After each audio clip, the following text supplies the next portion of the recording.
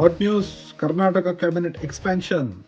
ಬನ್ನಿ ನೋಡೋಣ ಯಾರಾಗಿದ್ದಾರೆ ಅಂತ. 20 ಹೊಸ ಹೆಸರು. ಅರೆ ಇದೇನಿದು? ನಮ್ಮ ಕೆಲ್ಸಗಾರರು ಅಂತ ಅನ್ಕೊಂಡ್ರೆ ಕೆಲ್ಸಗಾರರು ಪ್ರೊಫೈಲಲ್ಲಿ ಏನೋ ಪ್ರಾಬ್ಲಮ್ ಐತಲ್ಲ. ಬಾ, ಬಾ, ಬಾ, ಬಾ. ಅಲ್ಲ ಗುರು, ಇವ್ರ ಮೇಲೆಲ್ಲ ಎಷ್ಟೊಂದು criminal cases. Okay okay okay ತಪ್ಪಾಯ್ತು.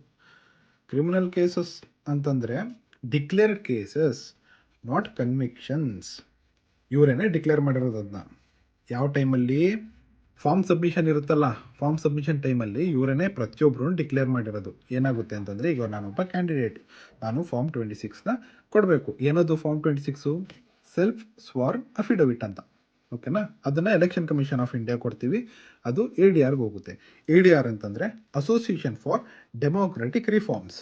ಅದರಿಂದ ಎಲ್ಲಿ ಸಿಗುತ್ತೆ ಆ ಡೇಟಾ ನಮಗೆ ಅಂತಂದರೆ, ಮೈನೇತಾ ಅನ್ನೋ ವೆಬ್ಸೈಟ್ ಐತೆ, ಅದರಲ್ಲಿ ಹೋಗಿ ಸಿಗುತ್ತೆ. ಅದು ಪಬ್ಲಿಕ್ಕಿಗೆ ಅವೈಲೇಬಲ್ ಇರುತ್ತೆ. ಅದನ್ನು ನೀವು ಹೋಗಿ ನೋಡ್ಬೋದು.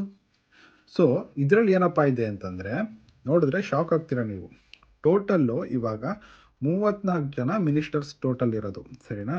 34 ಜನದಲ್ಲಿ ಎಷ್ಟು ಕ್ರಿಮಿನಲ್ ಕೇಸಸ್ ಇದೆ ಅಂತಂದರೆ 144 ಕ್ರಿಮಿನಲ್ ಕೇಸಸ್ನ ಡಿಕ್ಲೇರ್ ಮಾಡ್ಕೊಂಡಿದ್ದಾರೆ, ಸರಿನಾ? ಈಗ ನಮ್ಮ ಹತ್ರ ಕೆಲಸ ಮಾಡೋಕ್ಕೆ ಬರ್ತಿದ್ದಾರೆ ಅಂತಂದರೆ ನಾವು ಬ್ಯಾಕ್ಗ್ರೌಂಡ್ ವೆರಿಫಿಕೇಷನ್ ಮಾಡಬೇಕು ಮಾಡಬಾರ್ದು, ಸರಿನಾ? ನೋಡಿ, ನಮ್ಮ ಕೆಲಸಗಾರರ ಬ್ಯಾಕ್ಗ್ರೌಂಡ್ ವೆರಿಫಿಕೇಷನ್ ಇಲ್ಲಿದೆ.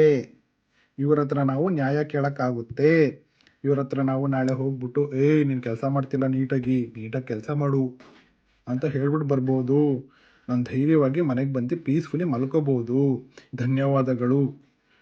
ನಿಮ್ಮ ಅಭಿಪ್ರಾಯವನ್ನು ಕಮೆಂಟ್ ಬಾಕ್ಸಲ್ಲಿ ತಿಳಿಸಿ, ಹಾಗೂ ಲೈಕ್ ಮಾಡಿ, ಶೇರ್ ಮಾಡಿ. ಮುಂದಿನ ವಿಡಿಯೋದಲ್ಲಿ ಸಿಗೋಣ. ಟಾಟಾ, ಬಾಯ್ ಬಾಯ್.